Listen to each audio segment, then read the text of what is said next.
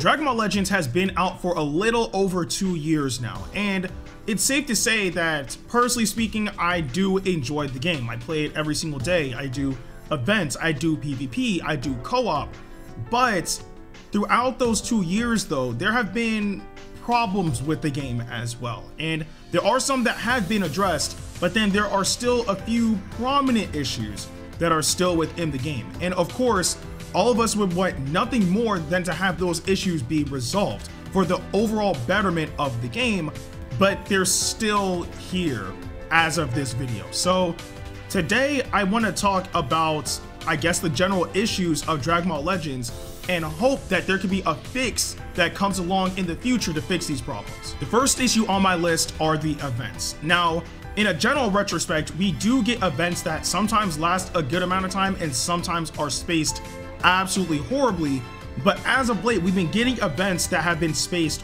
horribly, especially with the 2nd year anniversary ending recently. So I really do think that they need to change up their structure on how they deliver events and how long they should last.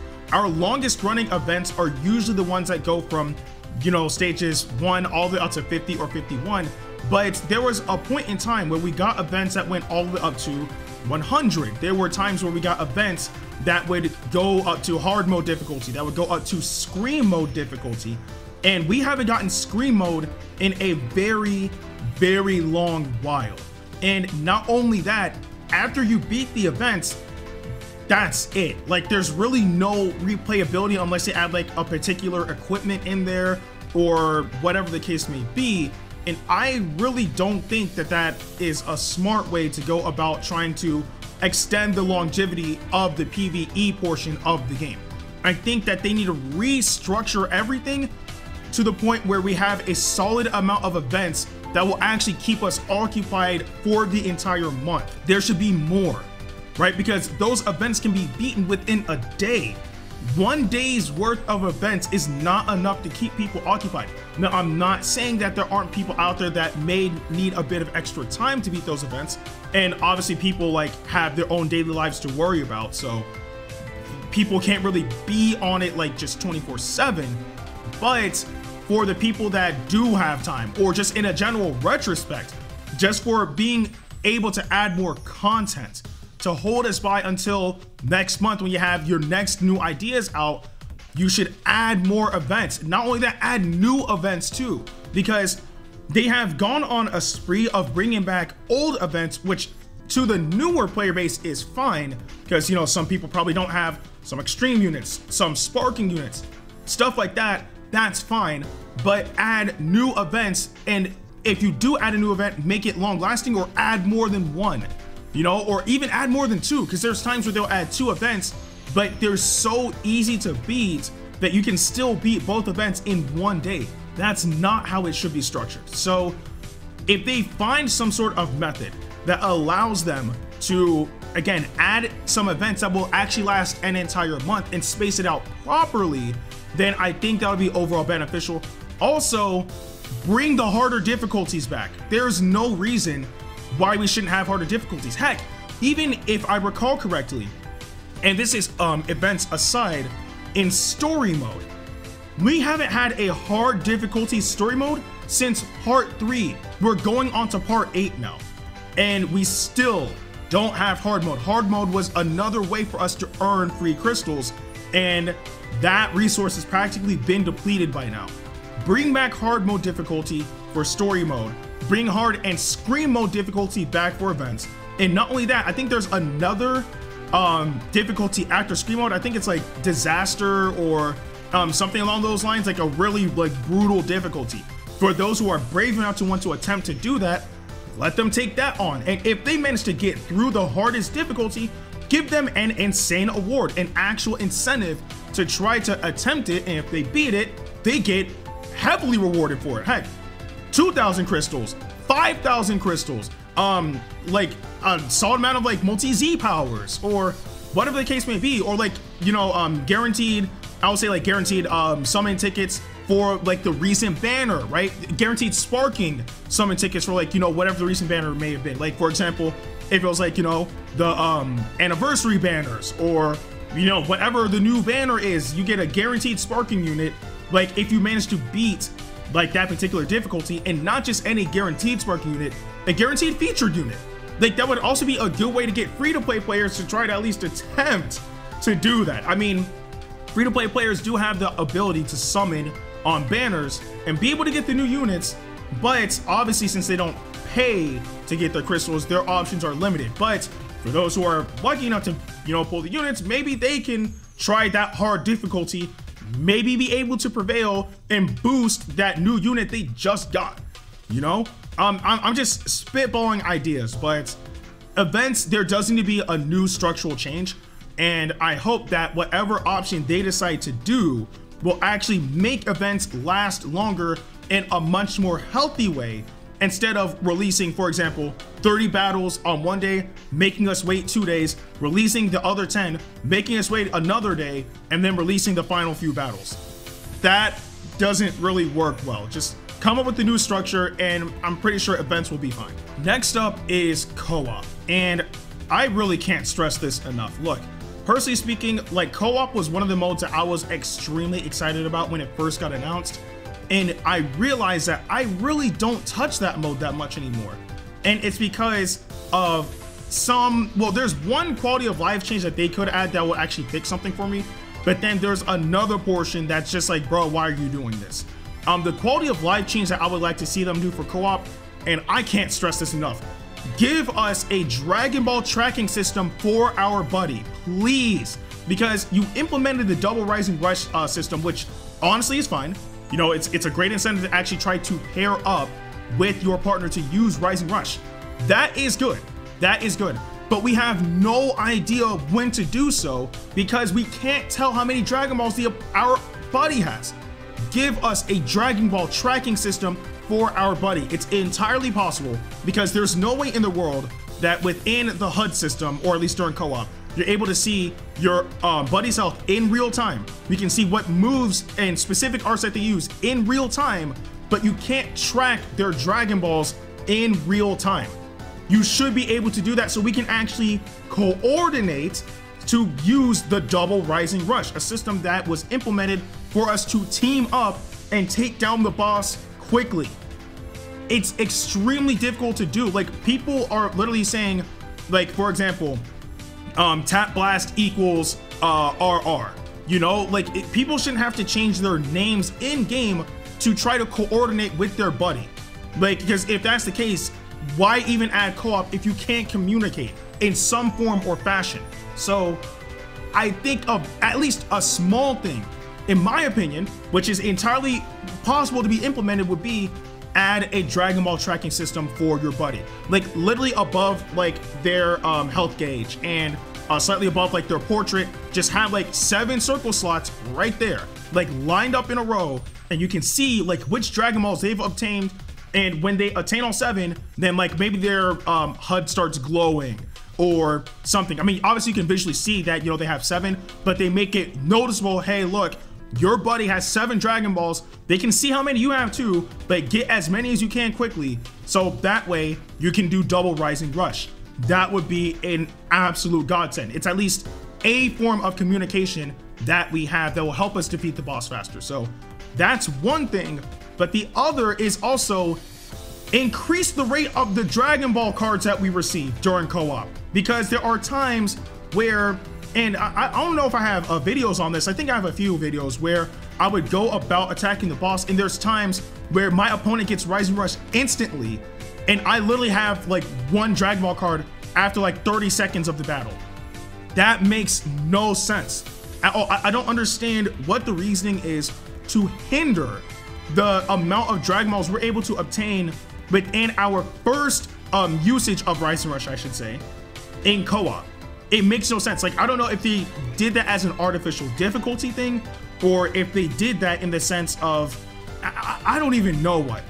It's not a good implementation. It needs to be changed. There's no reason why the rate of pulling Dragon Balls in co-op is all over the place, because there are people who get extremely lucky and literally all of their cards end up being Dragon Ball cards, and you have the other side of the spectrum where they get extremely unlucky and they literally get no Dragon Ball cards while your buddy ends up using Rise and Rush 17 times. It makes no sense. Standardize it so that way we can actually coordinate and take down the boss. And even at that, using double Rise and Rush doesn't even guarantee victory like that. I mean, for some bosses, yes, but for others, no. It's not an automatic win button for all of the co-op bosses, I should say. So what reason is there to hinder the amount of Dragon Ball cards we're able to get within co-op? Just standardize the rate to a normal, decent rate to get Dragon Ball cards and let us take on the boss however we will. And this last one has happened once, I believe. I don't remember which character had this, but I do think that this is something that shouldn't ever have been a thing. And that is, when it comes down to co-op, don't give certain bosses like skills or abilities that they do not have, for the love of God. I don't remember if it was Kid Goku, I don't remember if it was Trunks or 17 or whichever one it was, but I remember that there was a specific boss that does not have endurance as a general skill that did have endurance. Again, correct me if I'm wrong, but I'm pretty sure I'm not tripping about that. But that's why would you do that? Like, if that's the case, just give them more health bars. Like, don't give them a perk that they don't normally have. That makes no sense at all. Like, it's artificial difficulty for literally no reason when the boss has like 20 health bars, 25 health bars, 32 health bars, and then you give them endurance. Why? It makes no sense. Now, again, if we're fighting a unit that has endurance, again, which is why it's leading me to believe it wasn't Kid Goku, because Zenkai Kid Goku does have endurance now. But again, like if it was Zenkai Kid Goku, Zamasu for whatever reason, like Red Zamasu to be specific. I don't know why they would ever do this, but if they implemented Hercule into co-op or other units like that, okay, like, or even Full Power Frieza, like if it was those units, okay, because they have endurance. But other units that don't normally have endurance, don't give them endurance. Buff them in other ways that still makes it challenging, but not a ridiculous inclusion. Because last thing I'm trying to do is go up against, for example, a Vegito Blue raid boss, which Vegito Blue is the best character in the entire game. It's completely like undisputable. And then you manage somehow, some way to knock him down to 0 health bars, and then he has endurance. That would be an absolute nightmare. So please, for co-op bosses, do not give them skills that they don't normally have. Again, extra health bars, sure. Buffing up their power a little bit, sure, that's fine. Raising their defense a bit, sure, that's fine. Endurance, no, please no. This last one is probably the most important one on my list, and I think it's about time that something actually does happen with this. Everybody has been talking about this for a very, very long time, and I absolutely agree. They need to fix PvP. PvP right now is not in a good place, and there are a multitude of reasons as to why PvP is not as good as it should be. And I'm gonna try to break down some of the experiences that I've had, so hopefully it sheds a bit of light on the situation. Now, one of the biggest issues I have with PvP is the search engine that they have for connecting with people on rating match, because it makes no sense that, for example, you're, let's say, battle rank 35, like the season just reset or whatever, right? It makes no sense that you're battle rank 35 getting paired up with people who are battle rank 50, or if you're battle rank 35 getting paired up against someone who's battle rank 10, or getting paired up with bots left and right, or whatever the case may be. Obviously, you know, I'm exaggerating the differences, but those exaggerations do happen, and sometimes they happen frequently, and it makes no sense, because normally, or I would assume normally, in a general retrospect, people who are battle rank 35 are more than likely not ready to fight people at battle rank 50. And people who are at battle rank 35 are not going to want to fight anybody at battle rank 10. And the reason being is because of the points that you earn and all that stuff, which I'll get into later. But they really need to fix the search engine for rating match, because not only for that reason, but one of the biggest reasons is, even with all of those issues, it still all comes down to the connection stability you have with you and your opponent. And what's worse is, since, you know, PvP is a big portion of this game, it's really infuriating when you go online and you fight against somebody who has a terrible internet connection. And there are only some smartphones out there that are actually able to utilize an Ethernet cable, but I'm pretty sure most people are playing off of Wi-Fi or their, like, you know, whatever their mobile data is, 4G, LTE, 5G, whatever the case may be. But people have pretty, like bluntly stating, people have pretty bad internet connections. They really do, and it hinders the experience pretty badly. So one option that they could give us is, much like what Dragon Ball FighterZ does, pair up against someone based off of their internet connection. Give us that option. It's not an impossible thing to add. I mean, as of right now, version 2.9 of Dragon Ball Legends has not released yet. I believe it releases tomorrow, and they're restructuring like the base of the game to speed everything up, to increase loading times. If they're willing to at least restructure part of the game to improve it, there's nothing preventing them from doing the same thing by giving us extra options in rating match. Again, casual match doesn't really matter because it's casual match, right? It literally does not matter. But with rating match, you're playing it for a reason. There are rewards at the end of every season. And because of that, you're going to want to play that particular mode over and over and over again to try to aim for the top, or at least within that realm to get those prizes.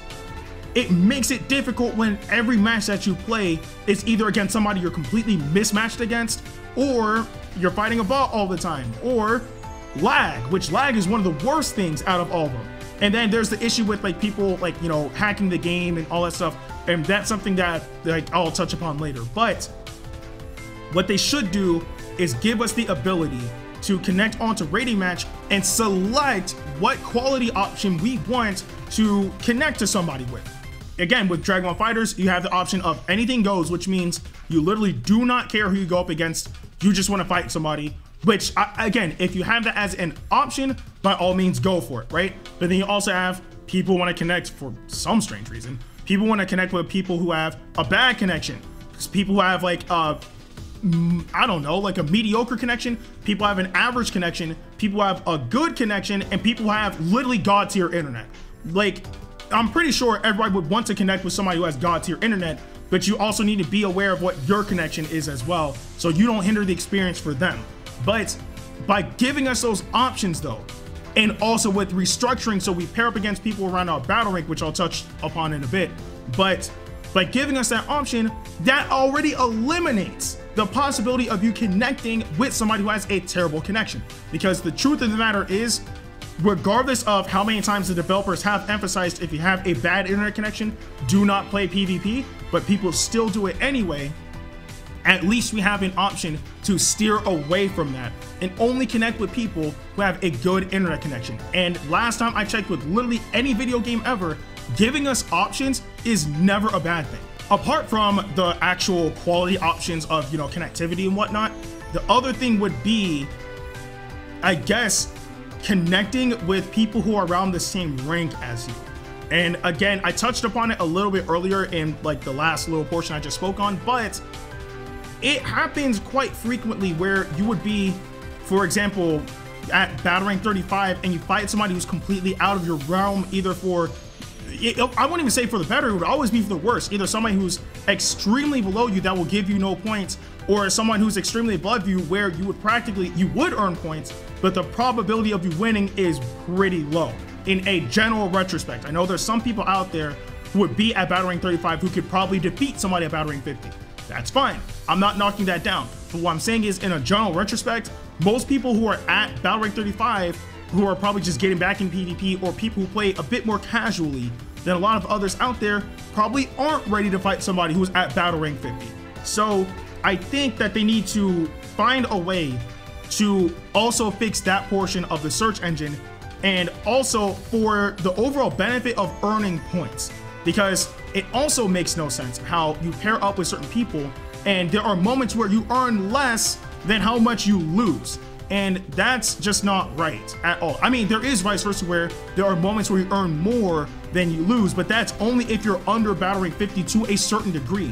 Once you get to battle rank 50, and especially if you're at the top, literally all you do is lose points. So I think that there should be some sort of structure in that particular regard, and that is either make it so people pair up with people who are around their battle rank, and also their RP. So that way, win or lose, it's a bit more standardized, right? You will still earn a good amount of points, or you will lose a good amount of points, but at least there's some sort of balance there, right? Now, if you're number one, that's gonna be kind of difficult because you're number one, people are going for the throne, so that's a completely different story. But obviously, if you're climbing the ranks, fight against people who are around your battle rank and your RP. That way, you still get a solid amount of points. If not that, then the other option would be standardize the amount of points you earn depending on what your battle rank is, period. So, for example, and these are just random numbers, like this may not be accurate to how everything is, but if you're battle rank 35 and you go up against somebody who's battle rank 35, if you win, you get 100 points. Just random number, just putting it out there. But you get 100 points. Point blank period. Doesn't matter what their RP is or whatever the case may be. If they're battle rank 35 and you're battle rank 35 and you win against them, you get 100 points. That's it.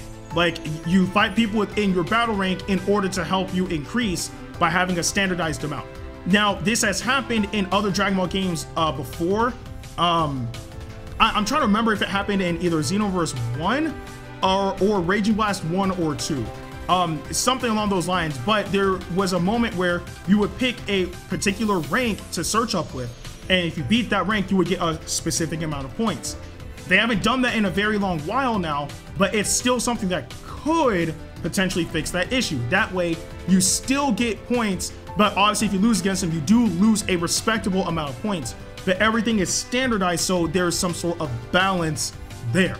Instead of, for example, being at battle rank 50 and you're at like the higher RP levels and you win a battle and you earn like literally a negative point. Like, obviously I'm exaggerating, but it's usually around like, if you win, you earn like 1 point, 2 points, 3 points, or whatever the case may be. But if you lose, you lose 1,000,000 points. That makes no sense. So again, either like pair us up with people within our battle rank and RP and have us earn points that way, or at least standardize the amount, so that way we are at least having the option of always earning points. Because honestly, like, and this is a whole different thing, but 3x RP during Golden Showdown was an absolute nightmare, and like Lord knows like how all that went down for not only myself but for a ton of people trying extremely hard to earn points. It was, oh Lord, it was a nightmare. And before I forget, I did want to talk about hackers and modders within the community ruining the experience for people playing PvP and whatnot. And I would have to say to please do something to prevent these guys from ruining the experience for everyone for good. And I mean that in the sense of, for example, there is definitely some sort of system implemented within Dragon Ball Legends that can detect whether or not people are modding or, you know, hacking the game. Because clearly during PvP, there are people who do that, and because of that, at the end of the season, they get knocked off the leaderboard. Now, to that degree, I see what they're trying to accomplish, but that doesn't still excuse the experience that people had to deal with climbing up those ranks all the way up to that point, because you still had to deal with all of that.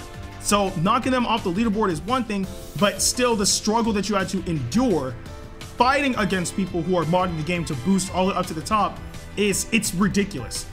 Please find a method to ban people who mod the game or hack the game and ruin the experience for everyone.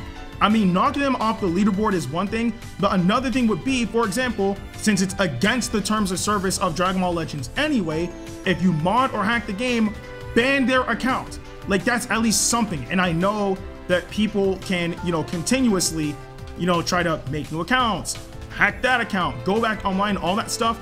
Make like some sort of implementation during the loading of the title screen into the main menu. Have there be a system in there that can detect whether or not the integrity of the game is sound or if it's been tampered with.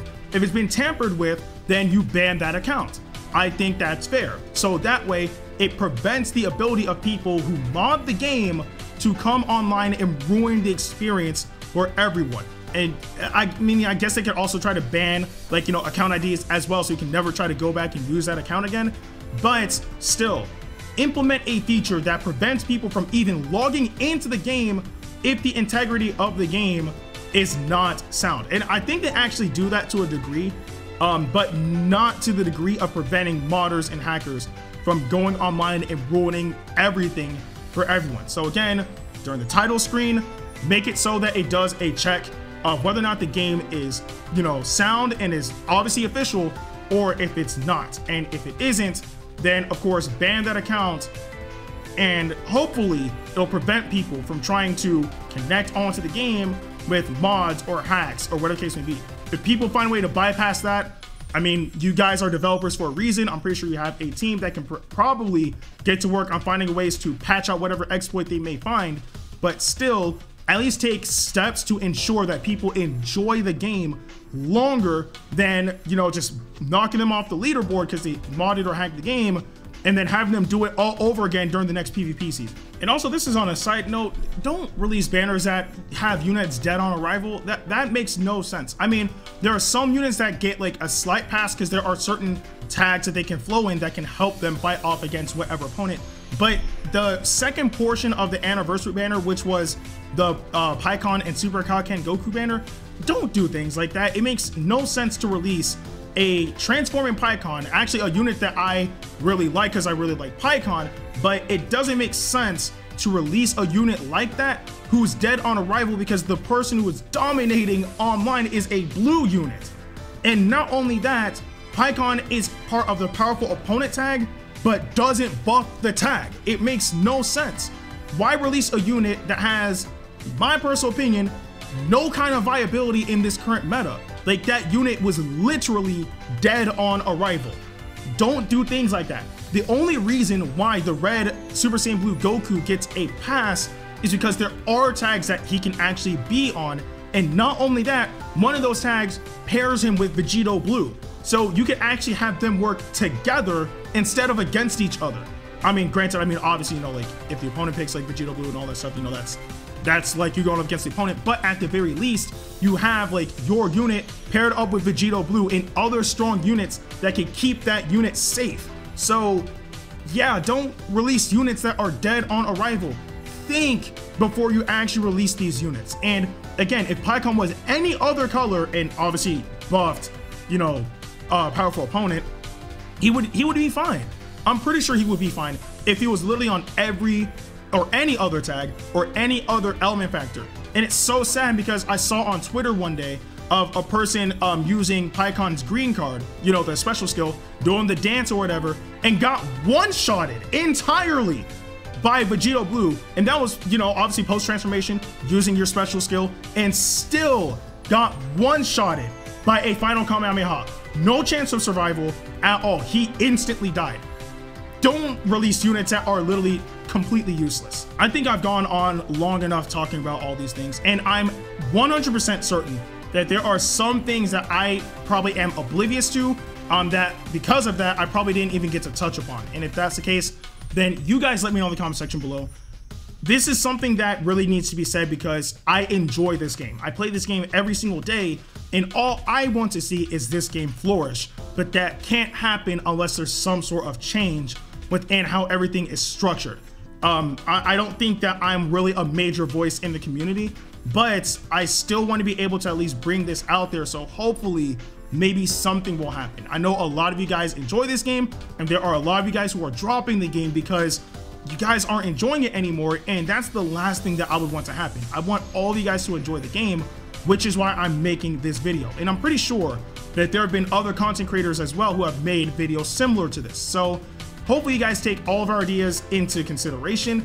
And if you have ideas, I would say definitely, you know, speak about them, you know, put in the comment section below, or forum posts, or Twitter, or, you know, wherever you're able to speak about it, go ahead and talk about it, because the last thing that I want to happen is for this game to die when it honestly has so much more to offer, but they just aren't tapping into its potential. But those are my thoughts on all this. I do want to know what you guys thought about all of this though in the comment section below. But with that being said, I'm Ndukauba. Like, share, and subscribe. And I'll see you guys in the next video.